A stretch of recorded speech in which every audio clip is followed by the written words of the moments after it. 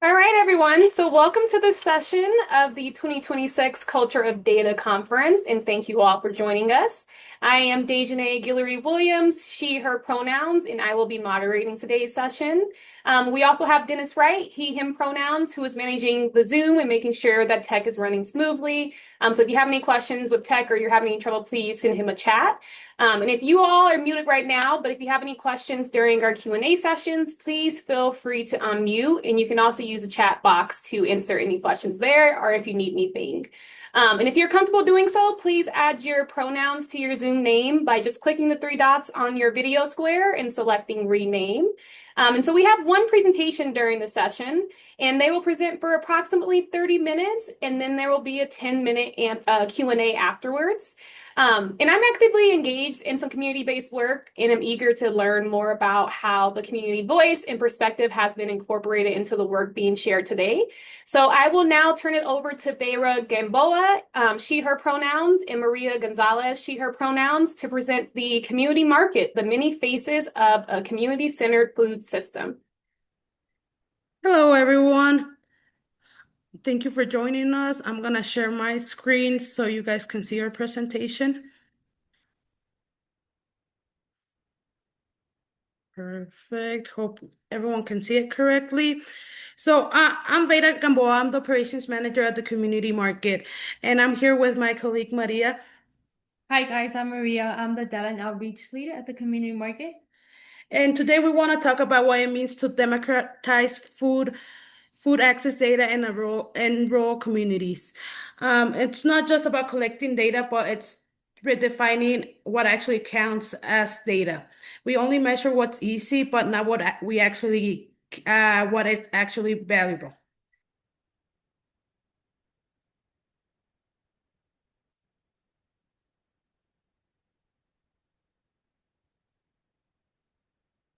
Let's start with a simple question. How do we measure food insecurity? We measure it by seeing how many people we're serving weekly, how many pounds are being distributed, and the SNAP eligibility. Um, but that's not the full picture.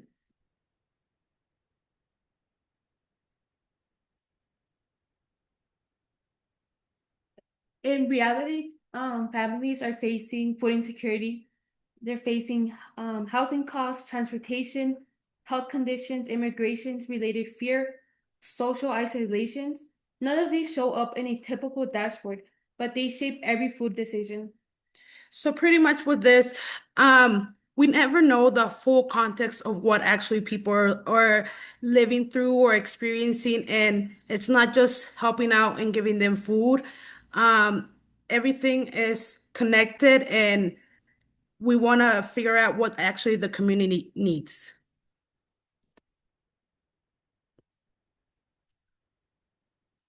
So we believe that the problem is that we're not measuring exactly what our community needs. For example, we measure household numbers, who's coming in, the people that live in their household, but we're not. But people are actually experiencing housing costs. It's a really expensive area that we live in, and people don't really know the full picture why are they food insecure. We measure minimum demographic information like household numbers, zip codes, but we're really not.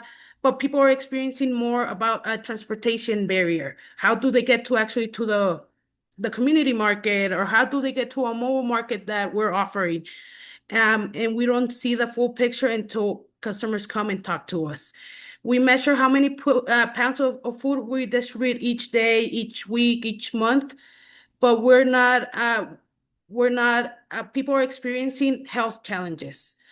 We measure the customer experience. We hope they're living a great experience by coming in the community market, but after leaving, what is they're experiencing social isolation.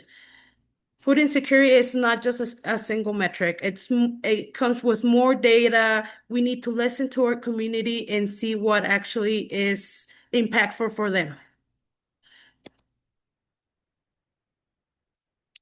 What we hear every day, the cost of living exceeds wages, seasonal and inconsistent income. We often hear like customers saying that their hours got cut off because there wasn't much snow. People aren't having enough hours to work. Family support extended households. We hear, um, we have a volunteer that she has to, take some time off to babysit her grandson, because her daughter can't afford a babysitter. Um, and what the surveys tell us that 80% are Spanish speaking ages. There's ages between 30 and 59, and the majority are caregivers. 16% are seniors, and 75% of the respondents are employed. Um, food insecurity is not about employment, it's about affordability and access. A lot of our customers that are coming in are actually working, they actually have a job, but they still can't afford, living here, or their food, or their expenses, like a babysitter, or just stuff like that. For example, I think like Maria said, the biggest point, it's more than 75% of our customers are employed. That means that there's something going on that they can't afford, paying their bills, paying their full rent. So it really, by them coming here and us helping them, they're able to alleviate that and focus on their health and focus on their families. So pretty much our model is we respond by different programs that we have. Right now, we have over 20 interconnected initiatives shaped by our community, because that we like to listen to our community. We want to know what is going to be impactful for them and help them the most in their personal life. For example, in the response, we have food pantries, we have mobile markets, we do special food delivery, we support senior programs, we provide totes of hope with Food Bank of the Rockies. We do a bunch of different food drives to collect the most food that comes into our market. We try to help out with holiday baskets so everyone has that beautiful Christmas, Thanksgiving dinner with their family, so they can share that joy that everyone shares every holiday. We distribute diaper and hygiene distributions, and it's one of those things that it's really limited, those hygiene products, diapers, and when we are able to give them, it really helps them out. We also have a homeless program that if people are homeless, they can come get more support. They can get water gallons to be able to have clean water to drink and not just be dragging something and not actually drinking clear water. How we prevent pretty much swap. Swap is a program that we offer. We train our customers to make the healthiest decision able to for them to choose what they're able to take home. So we have little labels that provide education for them if they should be taking that. We do not we offer everything from bakery to fresh produce, but we always have that one customer that only wants to take sweet treats, but it's not good for them, so we try to teach them what is correct for them to take. We have a bunch of different snack programs. School kids don't take snacks to school, so we're able to provide those snacks for them, um, so they can actually stay focused in school. We do school lunch debt repayment. So right now that's not happening because of the law that passed, but we do pay any lunch debt that the in the county they provide. We provide food gift cards, and especially in moments of difficulty, like when SNAP cuts happen, we were trying everywhere to help. We also do cooking classes. We know sometimes, for example, in the Hispanic culture, you cannot you don't see like butternut squash, different items that so we provide cooking classes so they're able to integrate that into their diet and know how to cook it. We also have started a nutrition class so people know how to read labels, generate an idea of what's good for their health, for them to eat, so it impacts their health. Um, so we also have a cut. Sorry, I went back. We also have a cost saving. So pretty much we have the Recover program. That's our biggest program that we pretty much go to any grocery store, restaurant to pick anything that they're not able to sell. We have also started at TCM Garden to be able to bring in more produce for our customers. We also have a volunteer program that without our volunteers, we couldn't go without continue with our mission. Sustainability. If if we're already rescuing it from the landfill, let's make it count. For example, um, if the food we have to compost it, we're reaching out to farms, um, customers, neighbors that have chickens to be able, and they take that compost also for their animals. We try to do conferences, have food access for everyone. It's not just about what we respond, but what we can do to keep this going.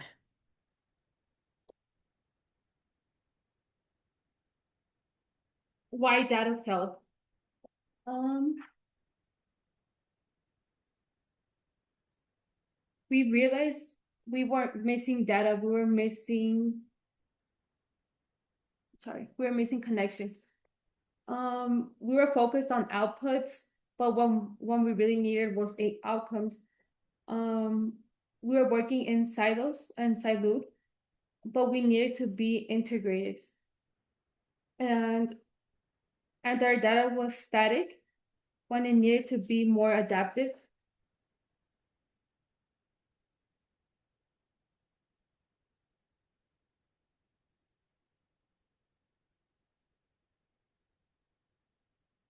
Sorry, guys.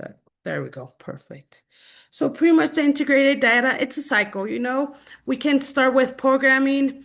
Programs give us data. Data gives us decisions of what we're going to do for our community. And from our community, we listen what we need for programming. So it goes back in a circle. We try to integrate quantitative metrics like check-in people, distributions. We listen to our community. We do multiple surveys to be able to know what we need, and we also our staff does observations. They're part of the community. Because customers rely on them, they want to talk to them, and that's when we know what's actually going on, and we can make a decision of what needs to happen. And data became a relational, not a transactional. And then everything starts with listening. At the community market, we hear like so many stories, so many different stories of people going through hard times, And we at the market, we build that trust with our customers that they often share their stories or what they're going through at that time. There was a girl customer and she started coming in and I realized that she had like trouble walking. She couldn't carry her own bags anymore. So I would like help her take her groceries out to her car. And she started telling me stuff like, yeah, it's because I came today because I can't really afford groceries anymore. My hours are getting cut. My hours are getting cut because I have a health condition. I can't really walk. Um, she started saying that she had trouble paying her bills. She had so many difficulties with housing. She said uh where she lives right now she couldn't afford rent anymore. And she started saying how like when she comes here, like how our food helps her, how she's like so thankful, how she's so appreciative. And when we hear stories like that, we hear like many, many stories like that, it like truly helps us understand what our community needs. Like they're just not a number more. They're just not a number more to us. Well, there's six more people that we're feeding. Like, no, there's a story behind every customer that walks in. Um, so yeah, everything starts with listening. So an insight that we thought it was an insight from one of our mobile markets. So we did a survey back in the fall. Our 60% of customers use our mobile markets that we do in different locations around the valley. but the other 40% did not. So we were trying to understand why was that happening, what was going on. We wanted our mobile markets to be as impactful as our pantry. So we asked our community what they needed. They said more locations, being able to connect to different neighborhoods and not just certain neighborhoods. So how we responded, we partner with our sister program, the Mirror Bus. The Mirror Bus offers research connections, and it's a mobile bus that goes around the valley. So we partner up with them in our mobile markets to increase that volume and that impact in our neighborhoods. They also ask for flexible schedules. So we have changed a few hours to make it happen for our customers to be able to attend and make it happen. And also it was a big concern. That was, I think, the biggest problem was having more variety, having milk, eggs, meat, just being able to take that. That was a big problem for us because with the temperatures and everything, we couldn't take those items. So what the team did here in the organization, we have purchased a new vehicle with refrigeration that will impact our mobile markets completely. We're gonna be able to go and visit every neighborhood in the valley, have more access to it, change your hours, and it won't impact our staff or the community where we're setting up. So access is just like a geographic, not just economic.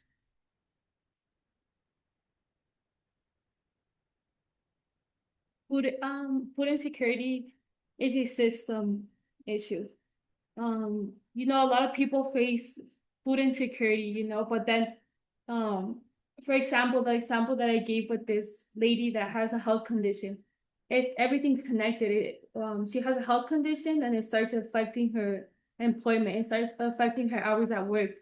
Um, that affects her not being able to buy groceries. That affects her housing, like how she had mentioned, like how am I gonna afford to pay a rent? Like I just live here by myself.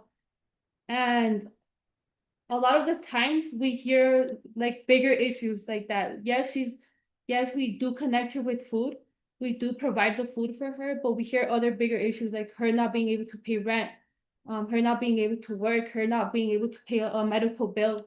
And we build those connections with our customers. If we can't um do something for her at the moment and just provide food, we connected to things like the meetups where she could go and they could give her more information about paying a medical bill, where they could give her more information about housing, how they could help her out.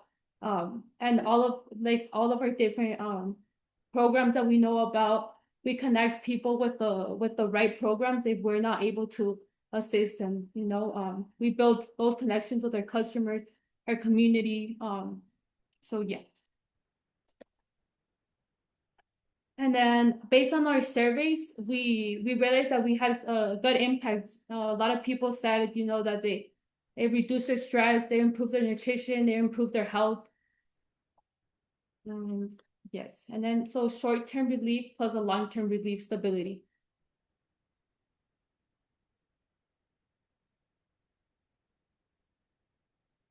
And so data must be usable.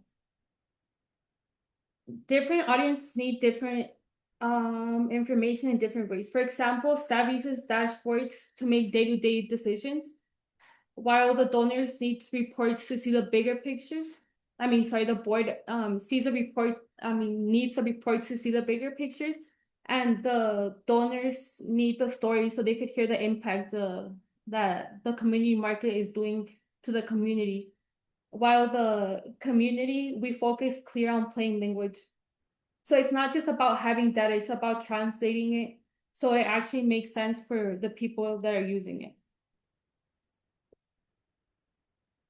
So the misinformation here, a lot of people think that food insecurity is temporary when the reality it's an ongoing instability, So it affects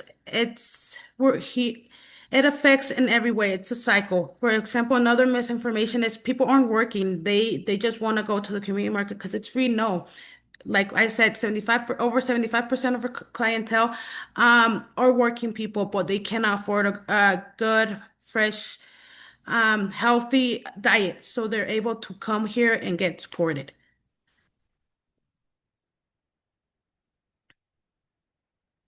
So this is a framework we use to approach our work. First, we look at the full ecosystem, understanding all the programs, partners, and touch points involved. Then we track overlap. Um, we track how people are moving across services so we can see the bigger picture. We also focus on shared outcomes, what we're actually trying to change, not what we're doing. And we bring community feedback, so lived experiences like surveys, what we hear. And finally, we make sure the data is presented in a way that actually makes sense for our different audiences, whether that's a staff, a board member, or a community.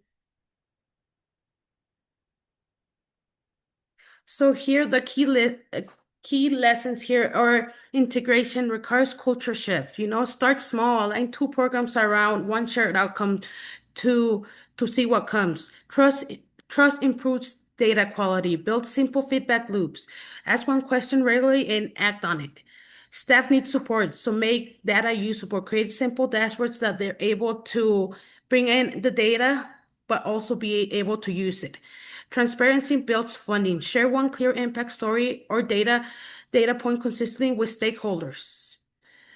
I wonder what you guys are, what your biggest fear right now is. I mean, the biggest barrier right now that you guys are going through. So the community market, we don't just measure food distribution, we measure belonging, stability, and resilience for our customers. Thank you. Thank you. I'll stop sharing.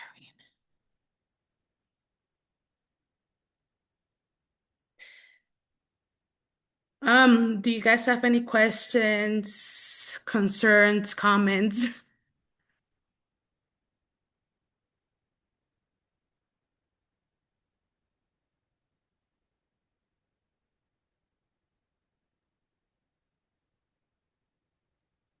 Sorry, I was not able to unmute. Now we have solved that problem.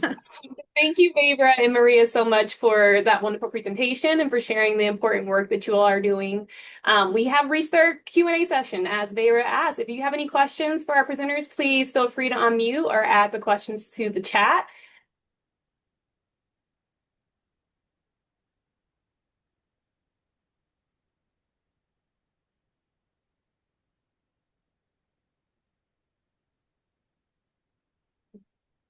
If no one has a question, I have a question for you all.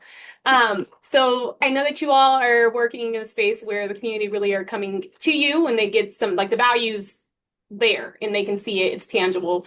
So I guess my question is, from your experience with this work and working and engaging your community, what is one tip that you would share with people who want to engage the community in their work, but aren't sure how to really interact with them or not sure how to build that strong partnership without having something as tangible to offer them?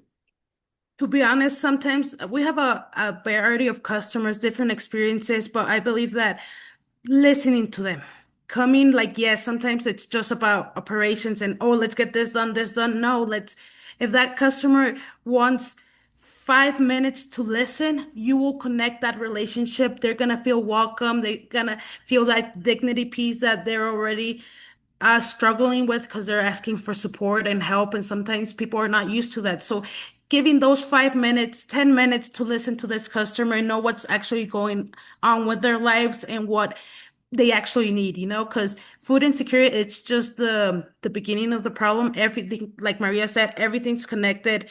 And if it starts with, let's say, your job getting cut hours, that makes them come here because they cannot afford housing. But if they can't afford housing, they don't have a place to live. So just making that connection, listen to them. It's really important what they want to say and what they really need because you're gonna get everything from them, what actually is gonna impact our community. Yeah, thank you so much for that response. I do a lot of community-based work, and with Mhm. that, I really can resonate with the fact that you have to listen with them, listen to what they want and their concerns and things of that nature, and really just take time to connect. I think that's a big piece, so I appreciate you really emphasizing that. We do have a question in the chat from Dennis. He said, "Thank you, Vera and Maria. You should be very proud of the work and what you presented today. Well done. Have you considered what it might take to expand the service to other locations?" Yes, so right now, like we it's about getting pretty much more people on board, seeing that connection. Partnerships is a key role in the nonprofit world. It's pretty much, so let's say if I want to help the youth, I'm gonna be reaching out to that youth program that it's successful. They see so many kids. For example, here, probably it's going to be like Youth Power 365 or my Future Pathways, making that connection to work together and collaborate together to expand services beyond our service area right now. So it's just connecting with those people, and eventually we do want to expand our services. Right now, we are in Eagle County, but we do from our farthest mall market. It's in Red Cliff. That's about from our warehouse. It's about 45 minutes. We do the Vail area, Avon, Edwards, Gypsum.0, and we will also go once a month to a Javel. So we try to integrate the whole Eagle County so no one um, loses their services. So just connections, partnerships. Yeah, please, Anne. So, a question then. You must get a lot of requests, though, from different community members that your clients basically that you're serving. And I'm wondering what strategies you use to determine what is actually feasible to provide to them. Like, how can you adapt your services? So, what are the strategies that you use? So pretty much we, like I said, listening to what's happening, working together, trying pretty much to see what's a priority. What's gonna affect our community the most, and that's how we make the decision. For example, we started the youth program, the snack program. I believe that kids, children, students, it's really important for them to have a snack daily in school, just so it impacts their time that they're sitting down, listening, concentrate. Because if a kid's hungry, they cannot concentrate. So what they do, they start getting in trouble. They start acting up. They're not listening in class. It affects their academics. So by that, we always see how it's gonna impact our community the most. So that's how we base our decisions also.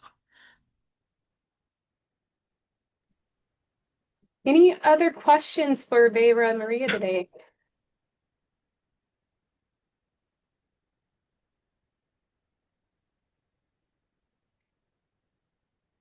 All right. Well, thank you, Vera and Maria, so much once again for taking the time to share this important work with us all. And thank you all for attending the session and for engaging in the Q&A. A few short announcements before you all head out. Slides and any additional handouts the speakers have provided are available on the schedule. You will receive a conference evaluation form via email after the conference is over, so please fill that out. Even if you only attend a portion of the conference, it's very helpful for our planning committee. And this concludes the presentations for today's session of Culture of Data Conference. And tomorrow's schedule begins at 9 a.m. with our keynote speaker, and we hope to see you all there. So be sure to see all tomorrow's sessions on the Culture of Data Conference website. And thank you all for joining us again. Thank you, guys. Thank you. Yeah, thank you.